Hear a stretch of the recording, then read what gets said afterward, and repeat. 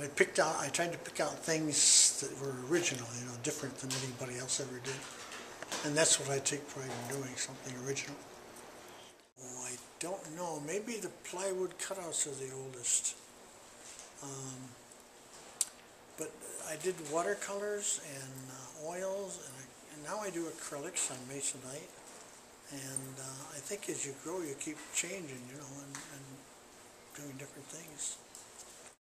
If pigs could fly. Somehow, I don't know when I got interested in painting pigs. And I did several pig paintings, and there's a lot of them out there now, but I took a wooden flying pig, and it's in the show there, and it's a stick coming out of the frame, and the pig is hanging on a piece of cord there, and it's flying around. Most of all, I wanted to be original and different. I don't think there's anything in that show that's like you've ever seen before. When I first got serious about painting, I wanted to go to the best teacher I could find. And at that time, there was an old gentleman named Ed Whitney. And he taught watercolor class. He was quite a famous old artist. He's, of course, dead now, but I went 3 summers up to Maine and took classes with him. Dynamic teacher. And he, every morning before the class, he'd do a demonstration, but before that, he'd have a critique. It's called a critique. And everybody put their paintings up, and he'd criticize them as they went, you know. And he could be very ruthless in his criticism. But it was good, because that's how you learn. And I remember one time a woman did a painting of just some blue things, you know, and he says, "What the hell is that?" And the poor woman says, "Well, Ed, I was down by the ocean, I saw the waves, and it was so beautiful." And he says, "There's some things we just don't paint. Take it down." The first I remember doing anything is in the 5th grade, I think it was 5th grade. An art teacher gave me a picture of a knight on a horse.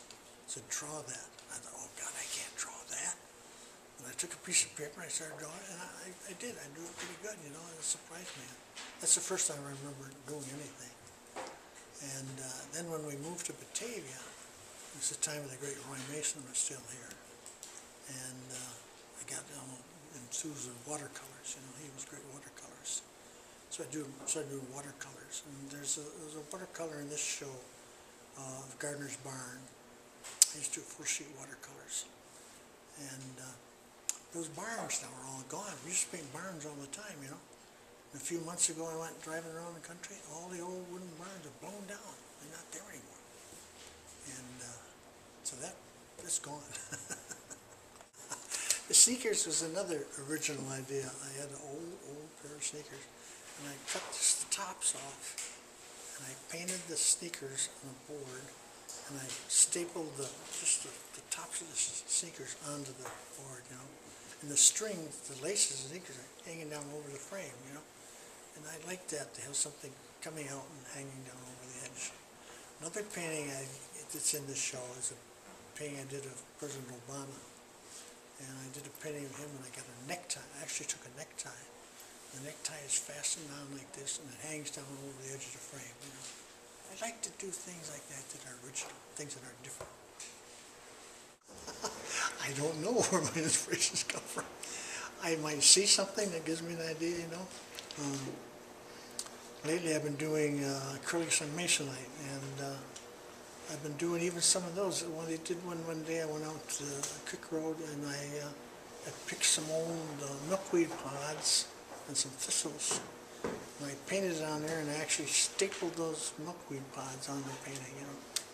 And I like to do something that you've never seen before. That's what makes me happy.